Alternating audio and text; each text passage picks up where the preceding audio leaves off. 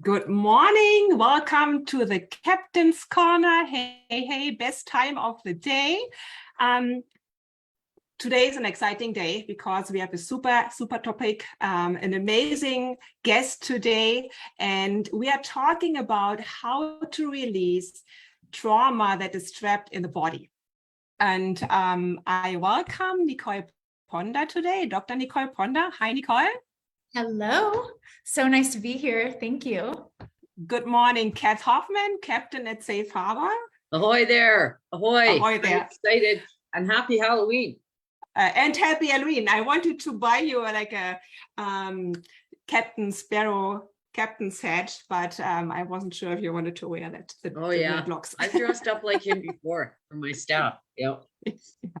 Yeah. Okay, so for everyone who's new here today, welcome to the Captain's Corner. This is your place to get informed about first steps to recovery, and you can also learn how we at Safe Harbor create healthy and safe communities. And today, as I just said, we're talking about how to release trauma that's trapped in the body. And I'm super excited that Nicole has time today to chat with us. Nicole is an intuitive body alchemist, and I'm so amazed by this title, Nicole. Can you explain us a little bit, what is it that you do? Yes.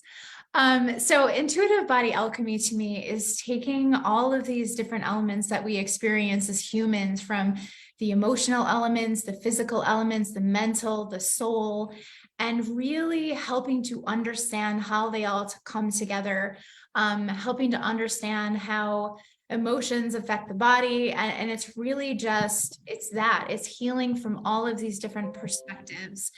And I spent 18 years as a doctor of physical therapy. And so I went into that field thinking I was going to help people in very physical ways.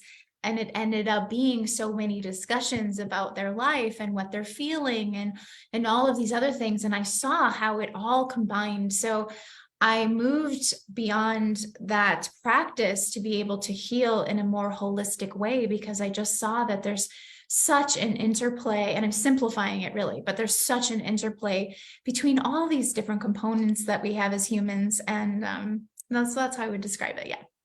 Yeah. Wow. And so at Safe Harbor, we have a lot of people that, of course, have addictions, maybe homeless.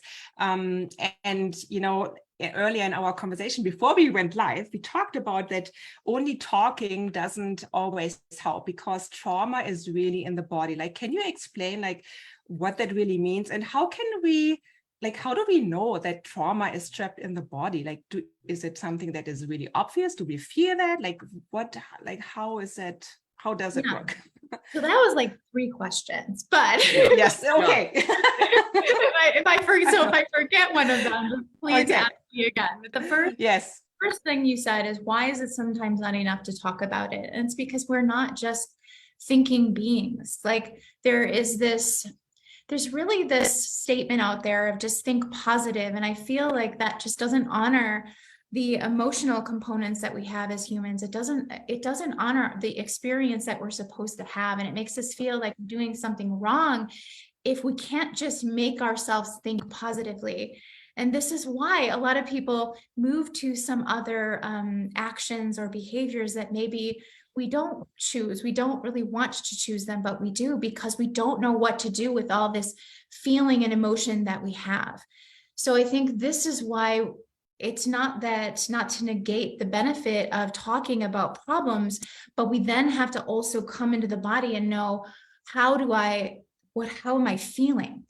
Here's one of the things that happens with my clients to kind of demonstrate this is, I hear, I know this thing just happened to me and it's over, and like, I should just get over it. I don't know why I'm so afraid, or I don't know why I'm like feeling this anymore. I'm just like, they get frustrated. Like, shouldn't I be done with this? Like, I understand that was like a long time ago and we're well past that, but your body doesn't remember. So what happens in an experience that's traumatic is there can be a separation of consciousness, a separation of energy, of how we process it. So if we just simplify, this really isn't simple. And we think of like, okay, we're thinking. We have our thinking mind and we have our body of feelings. If we just simplify it like that, when we have something that's an experience that's too much, that there are many experiences that I can think of, from abuse to car accidents to divorces to breakups to just many things. And I'll talk about other things that are trauma that we don't even consider to be trauma, but we have this separation. And so it's like our brain says we need to stay safe. And so in order to do that, I can't feel all these feelings right now. I can't even pay attention to what I'm feeling. And so I need to just come up here and do what I need to do to be safe. Yeah. So then we think we're just going to get past this experience and our body's just going to forget. And it doesn't. Lots of things happen from being an intuitive and being that I can feel and sense where energy is held in the body. I know it's held in your body. There are some German new medicine looks at how this relationship between emotional experiences and what's held in the body, emotion codes. So there's some of those. But from a science perspective, we know that our hormones change. We know that our brain changes, like the way that it forms in terms of emotional processing of fear changes, like the structures actually shift. Our breathing changes, our posture changes. So from so many different standpoints, like there's this separation, and it doesn't just go back when the moment is over, because our brain is still looking for anything that feels similar. We develop this subconscious pattern that we don't even have to think about. This is why, like, you might, let's say something really traumatic happened to you or even embarrassing happened to you, and you're standing in a field of roses. Anytime you smell roses, you're going to have a physical response that you had in that moment. Your brain doesn't say, well, we're not there anymore. No, it just says, hey, remember that time that didn't feel good and that didn't feel safe. And so we're going to have this whole physical response, and you don't always get to choose to stop it until you start to do work in it. Yeah. Yeah. Well, and do you know what I've noticed in learning more about alternative medicines, alternative ways of healing, ancient plant medicines, for instance, and all those kinds of things, right? That we in the Western world are so focused on our body, like on our physical, like you said, when you went to physio, as a physiotherapist, right? And how you learn just about the body, or if, maybe I'm going to go and learn something about the brain, but we consider all those things separate, we see them separate, but we feel them in their entirety everywhere, even if we don't know. I'm sure that, this is so cool. It's so cool. Yeah, that's like the perfect point. And that's where I started to just question everything being in Western medicine and feeling like I can't do my clients justice because this is not separate. Yeah. This is not separate. I'll give you just a story from my own childhood.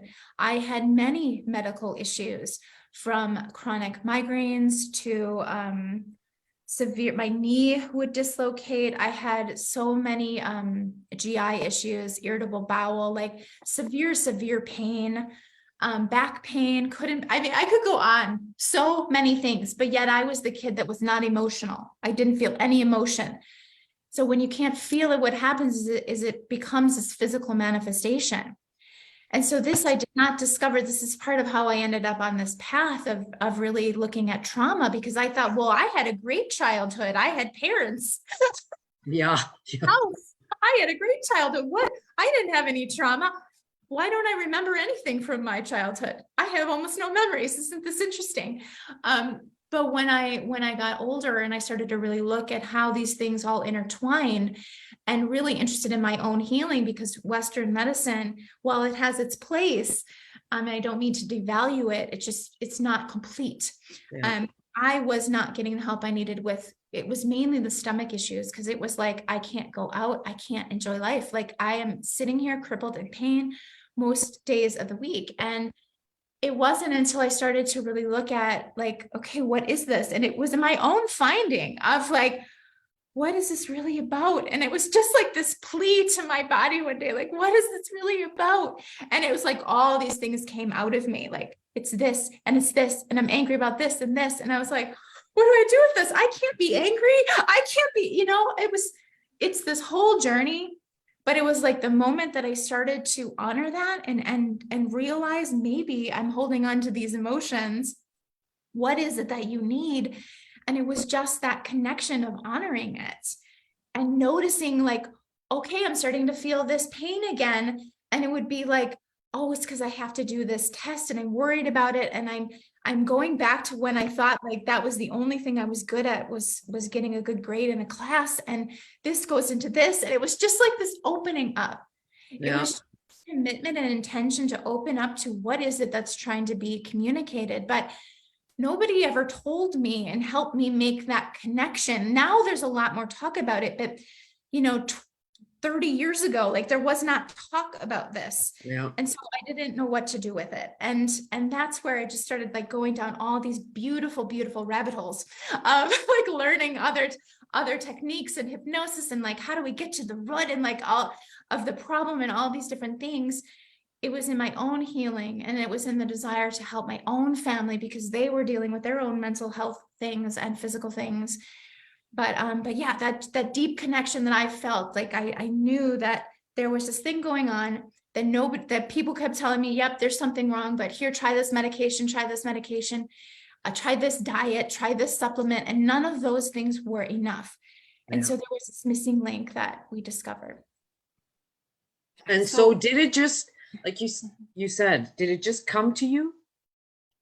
It did. And I feel like this is my part of my purpose in life. And it's why it came to me. I don't expect it to come to everybody, but I expect to be the conduit to share this message of start to come back to your body. And it's not like you're going to get all of these messages immediately of like, oh, well, thanks for asking. It's all these things like, no, but we start to like any relationship. Think of it like any relationship. When you meet a new friend, you're not like just boom. Well, okay, maybe sometimes you are instant friends, but you are usually nourishing that relationship, whether it be a marriage or a friendship. It's the same with our bodies and ourselves. I'm interested in learning. What is it that I'm feeling? Like, and sometimes I'm feeling afraid. I'm feeling anxious, and maybe that's all you get. Okay, wait, is there anything that I need to do? Yeah. I just want to go outside. Great. Can you go outside? It's that reframe. Yeah. You're reframing kind of how you're looking at it compared to, oh, I have a stomach ache. I need to go to the doctor and get some medicine, to, oh, I have this stomach ache. What was I just doing? Like you just start reframing how you're talking to yourself, I guess. Yes. And like anything else, it'll funnel itself to you as you're open for it, I guess. Hey, must be. And I like how you said that, Kath, because it's a reframe. And it wasn't that I need to just think positive and it's going to go away and it's going to get better. And it's not that we shouldn't like have hope or invite positivity in, but it was this reframe of this can heal with time. This can heal with my attention and commitment to coming back to myself and using professionals that have expertise to give me information, but then also come back to myself and say, how does this feel? Yeah. Like, does it feel complete? Is there something else that's missing? And bringing all these pieces together. Well, and Nicole, if you got that trauma, now I'm relating to you a little bit with some deep grief that I have. Okay.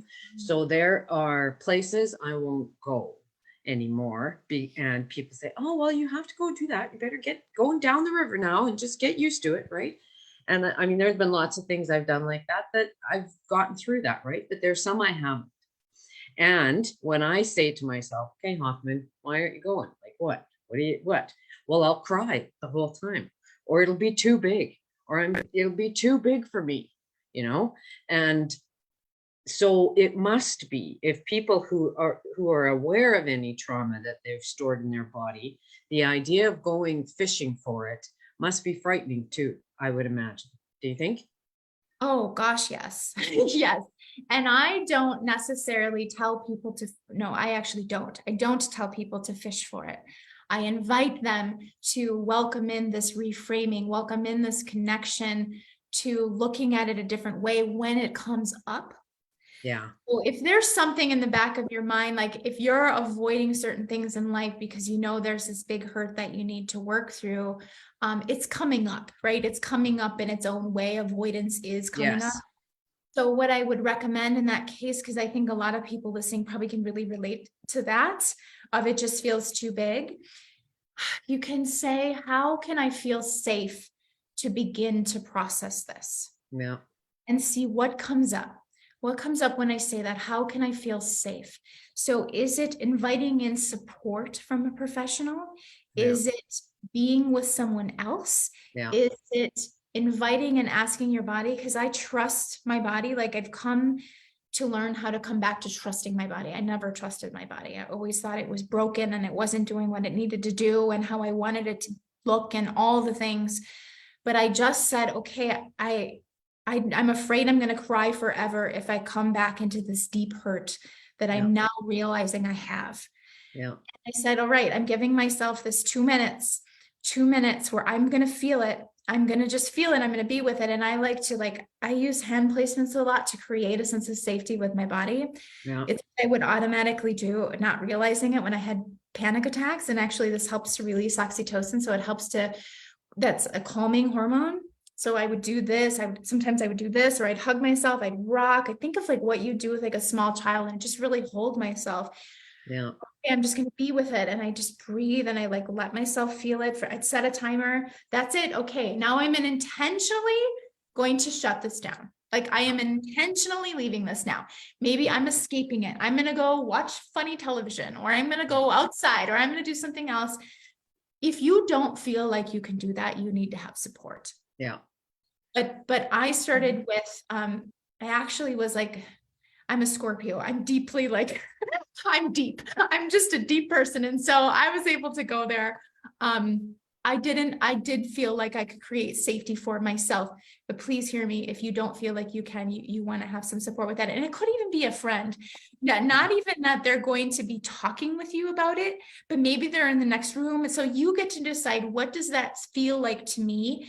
And it can be a time frame. It can be a placement. It can be where you are in your house. It could be, well, all right, I know there's this other deep thing that I just can't look at, but there's this other thing that isn't as big that I'm going to start with. Because I don't believe in just forcing it. And I feel like if your body is telling you it's too big, and after you go through the things that I just recommended and it's still saying no, then that isn't the thing to dive into and force on yourself, because it's only going to create more shutdown. It's only going to create more protection and emotional blocking. I feel this around the heart space for you.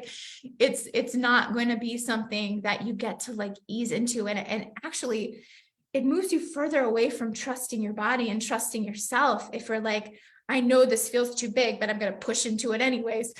So I feel like there's this really delicate balance that we get to feel into for ourselves. Yeah. Yeah. That's interesting. That's really interesting. Well, and sometimes I'll say, what's the worst that can happen? What's the worst that's going to happen? I'm going to cry my face off. Well, I've already cried my face off a few times and I'm still here, so I kind of will break it down. And certainly those small steps, lots of those little grief steps, I've been able to accomplish that way, right? It's just been, okay, here it is. Here's a birthday. Here's a thing. Here's a trigger, and what am I telling myself about it? And all of those things. But I only think of that in my mind. I don't think about it in my body. And I think that's what's so interesting about what you're talking about. It's really cool. Yeah. And something that you said there about well, what's the worst that's going to happen?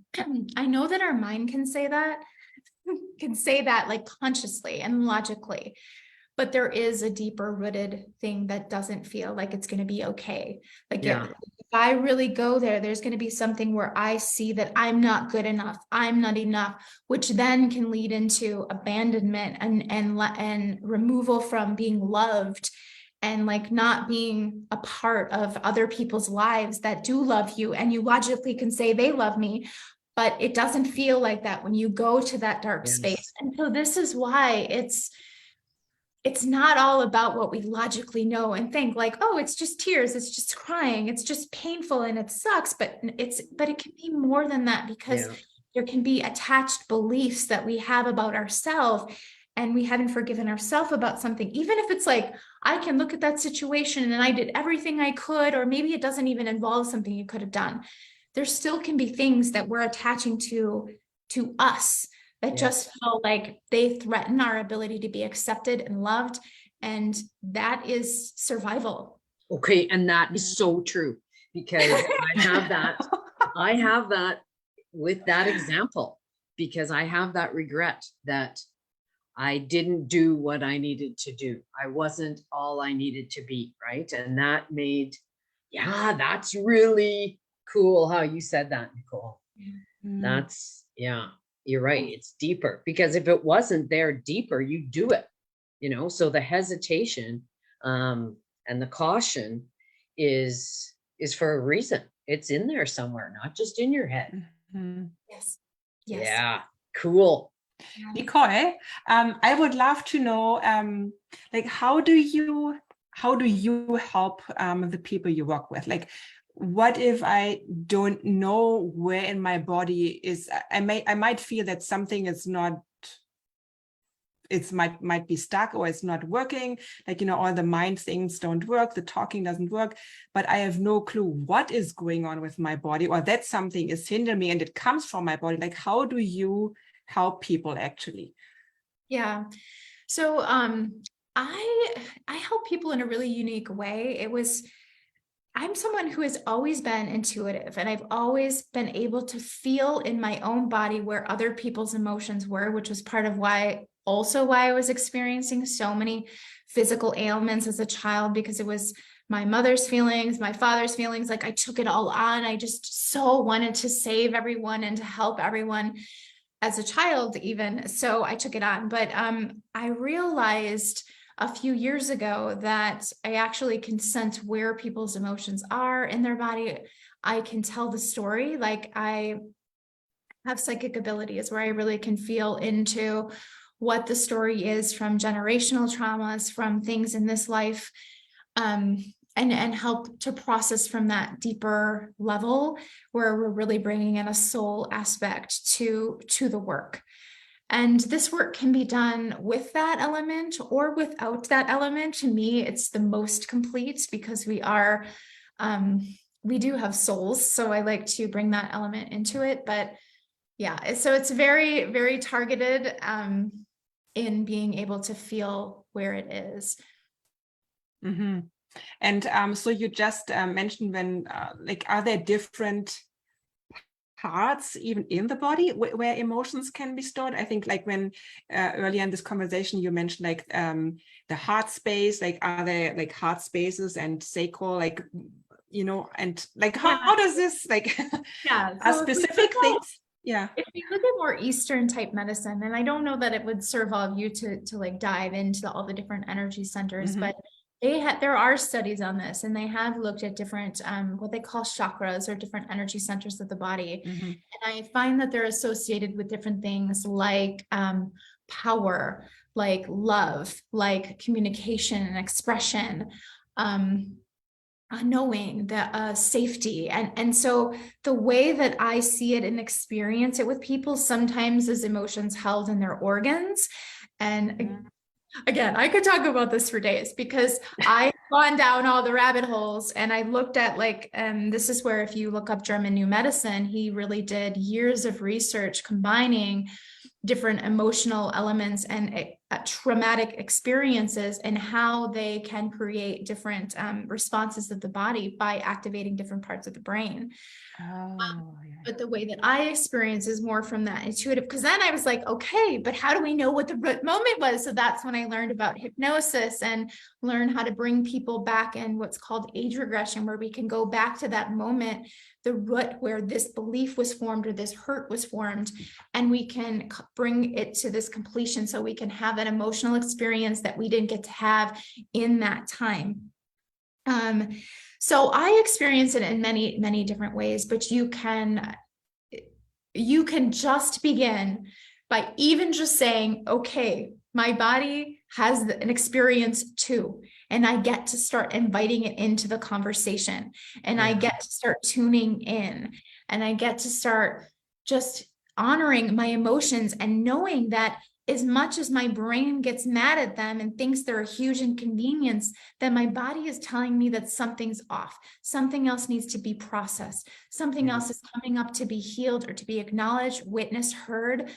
Like that is the biggest thing. But yeah, mine, this is not where I started and how I helped people. I started with, tell me where it hurts, right? Or what you're experiencing. And then I started to be sent all of the clients that no one else could figure out what was going on. They were having really odd symptoms, dizziness, or other types of things. And so it was just really like fate, right? Destiny, that I was meant to develop that new way. But I think if we just keep it simple, you don't even need to think about where. You can even just think about making that connection. Did that answer? Wow. Do you want me to dive more? I can dive more. No, it's super interesting. I love that. Do you know, for many of the people that might be watching Captain's Corner, and certainly for my crew at the Harbour, we experience a lot of vicarious trauma too, just in listening to other people's stories. What can you say about vicarious trauma? I imagine it works the same way almost, eh? Well, a couple things. It could be that you're hearing a word or a phrase that makes you think of a trauma that you've had. Yeah. So it can create this loop within you, this word, like it could be any word, right? Yeah. Just like my example of like, if something happened to you when you were in a field of roses, then the smell of roses could just signal this loop, because our body just is looking, our body is always looking to identify anything that doesn't feel safe. Yeah. And even if it was something that was very sad and produced a lot of grief, it's not like, we don't want to go there. So our body will look for that, and it could be in a word that they said that triggers it within you, this whole response that you're having. Yeah. I think what you're saying is more empathy, more that there's different things. So there can be, we can have empathy where we really feel other people's emotions. Like that we're hearing their story that's very sad, and then we leave feeling really sad. Yeah. And so there can be that. One of the things that you can do is, I think it's important to know where you're at. And if you're having a day where you're feeling like you're at your capacity and you just really can't help anyone else that day, like maybe it's a day where you're experiencing some deep grief or anger or something that's coming up, I think first I would just invite you to set this boundary of noticing where you're at, and I am not available to help someone else today because I'm feeling like I'm already at this capacity. Yeah. The other thing to look at is, how do you feel after conversations? So if it's with specific people, specific situations, there are times where we share to, like humans connect through commiserating. So sometimes we connect through sharing, and we don't feel elevated from the experience. We have to be careful about that.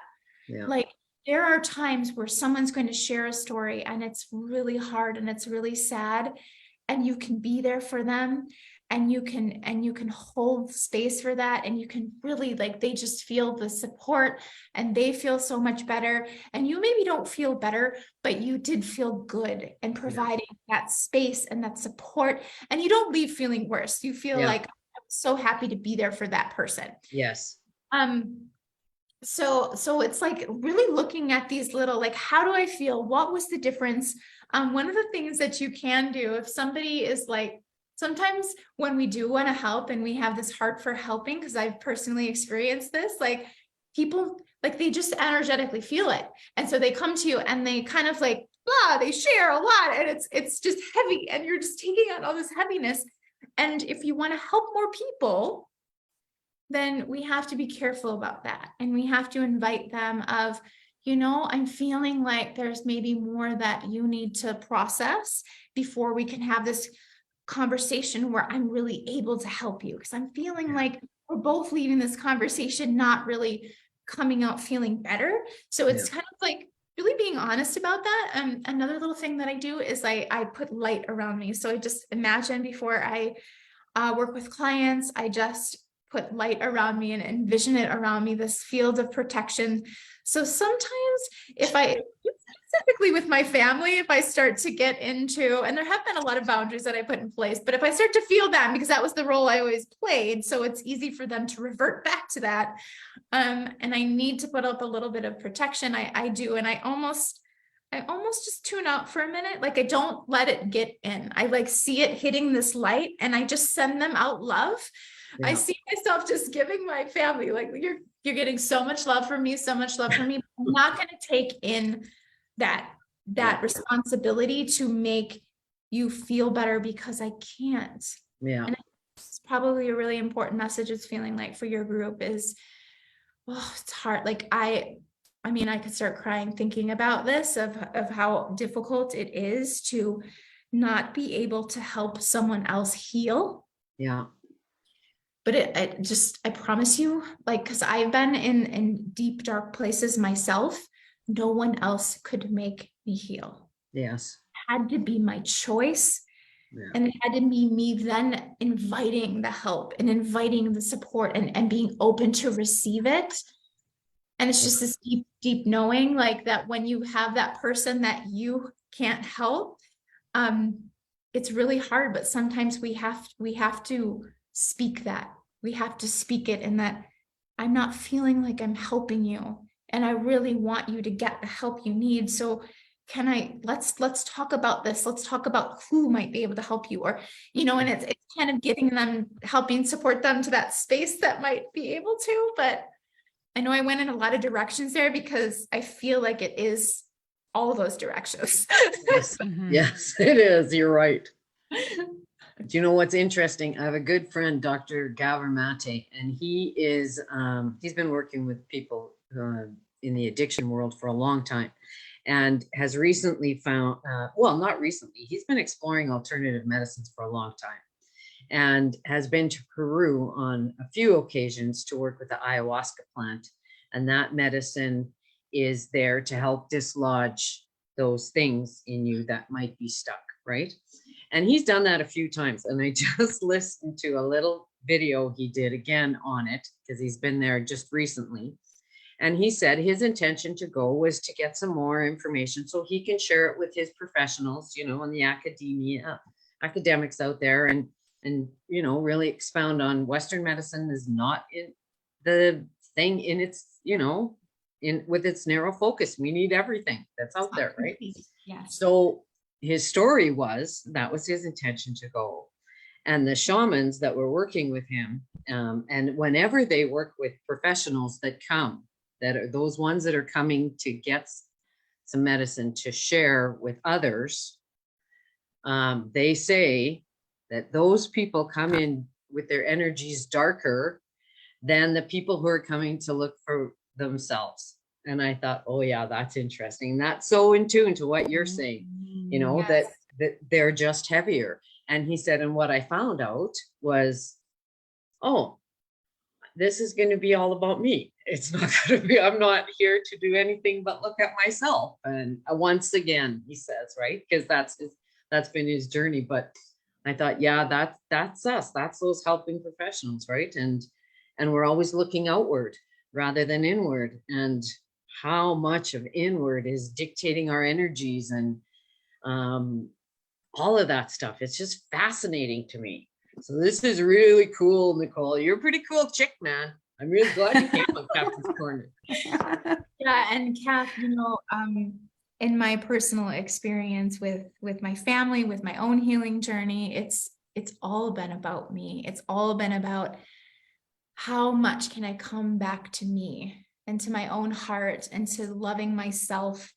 And then from that place, giving. Yeah. Because yeah, it's a different kind of giving, isn't it? There's no ego there. No, and it's, you know, when we talk about like that deep meditative state, it's something you can train yourself. It's like coming back home deeply to yourself. Yeah. And I love everything that you just said. That's beautiful. Yeah. Yeah, that's cool, man.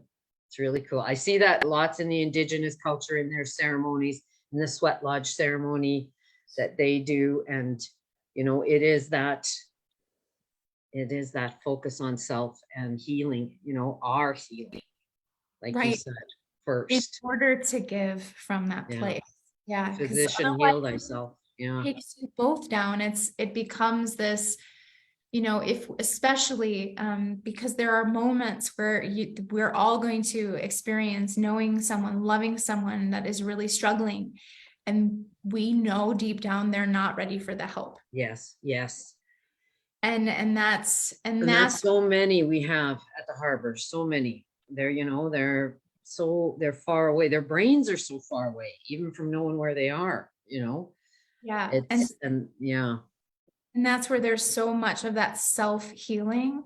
Like there's, even with all of my clients, there's always more brought out within me to heal within myself, to be able to continue to come from that loving space and to release all that I desire to take on, because there's this, what I call like savior archetype within me and within many healing professions and many, I think of like experiencing this with my family. You want to save them, you love them. Yeah.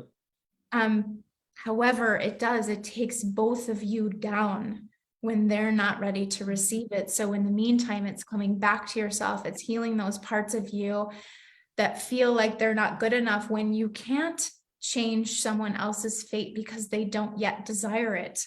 Yeah. You know, it doesn't mean you have to give up hope. It doesn't mean you have to give up and stopping loving them. There's like this message of, I am always here for you no matter what. And I am sending love to you every single day, always. Yeah. And it's, but it is a journey about ourselves, so that we can come back together and so that we can come to help others from this infinite source. Yeah. Yeah, that's so cool, man. That's really cool. And so some of the ways I talked about it, just to give you more of like, what can we do? I think the whole discussion is the first of what can you do is just have awareness, just having awareness of this, that our bodies are speaking to us, that these emotions are coming up to heal within ourselves. I feel for this particular group, the second thing is just this constant reminder and almost mantra like thing, this deep knowing. And I see you all like putting your hand on your heart and just really feeling this, and that I can't heal someone that isn't ready for healing. Yeah. And then allowing all of the grief and the anger and all of the things that come up with those words, because that feels like that will open up a lot for people. And again, ask for support and help if you need that. Yeah.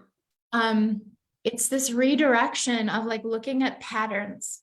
I feel like, what are the patterns that you're seeing in your life that kind of bring you back through this loop where they're pulling you down and they're pulling you down, and starting to notice, how can I be different in that moment? Like, what was the trigger that pulled me down? What was the emotion? And now how can I honor that emotion? Yeah. Is it crying? Is it yelling in my car? Because usually I have 3 boys, like I have to go to my car if I want to yell. Sometimes just like being very Italian and walking around with my hands like this helps. Just speaking it, I am angry. But like when I go, like if you normally would like just shut down and like, you know, not do anything. So everyone's going to have a different pattern of what they do in that moment. But that's where we get to reprogram and shift. It's like, okay, I see this pattern in me now. What can I do now here? Yeah. It's where it can be so many different things. Like, I'm going to take a breath. I'm going to be with this emotion. I'm just going to take a breath and just let it be for a moment. And then I'm going to go back to escaping. Like, you don't have to like, just say, yep, today is the day. And I'm never, ever going to have this pattern again. Most of the time we have to repeat it many times before we're able to move into, but it's just opening that door and starting to make little micro shifts that feel like tangible and feel doable. Yeah. Wow. Yeah. Cool. Nicole, you are so amazing. You're so amazing. I love your work. Thank you. Awesome. So Kirsten, how did you find Nicole?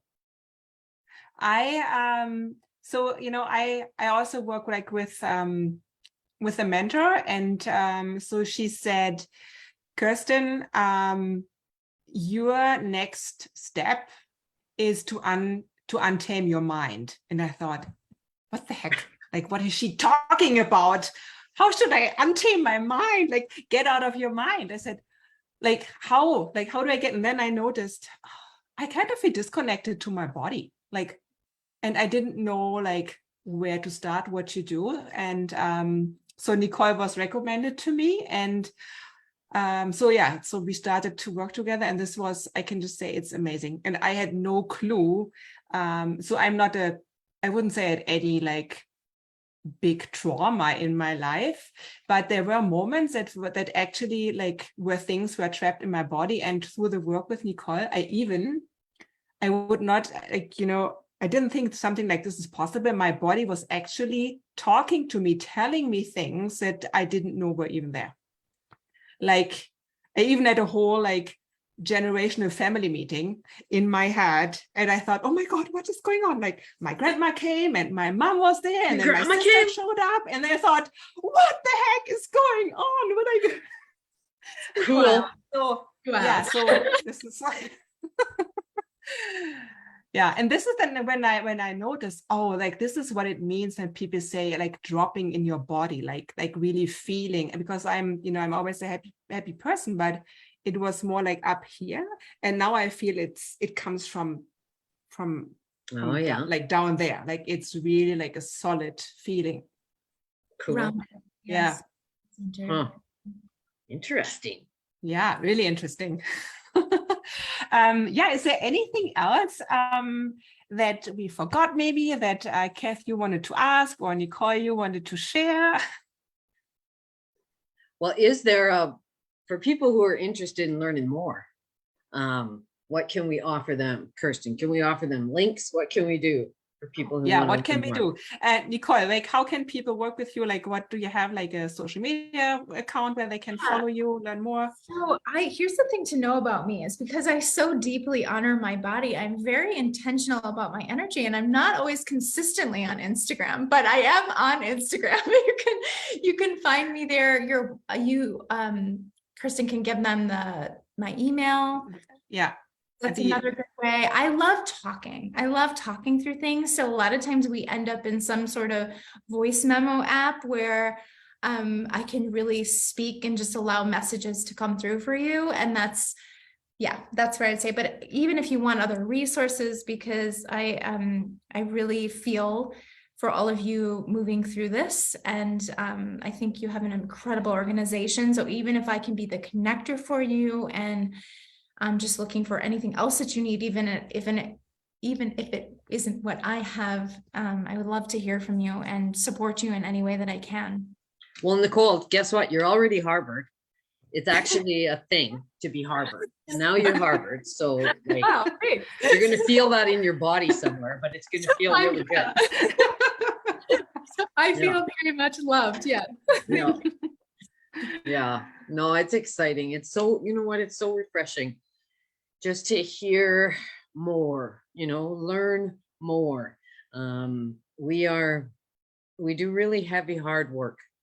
And it can drain you, I know my team, my team, I don't even have words for them, but it's hard and it's heavy. And so that's what I love about learning something like this, because every time we do, there's another flash of hope. There's another place to get an idea from, build an awareness on. It's all little stars of hope, like our 7 stars. It's just like, ooh, here's another one, and here's another one. And look at Nicole and her light shining all the way here to Red Deer, Alberta, all the way from Wisconsin, and it's so bright, helping us out. I can feel it in my body. Oh, good. There we go.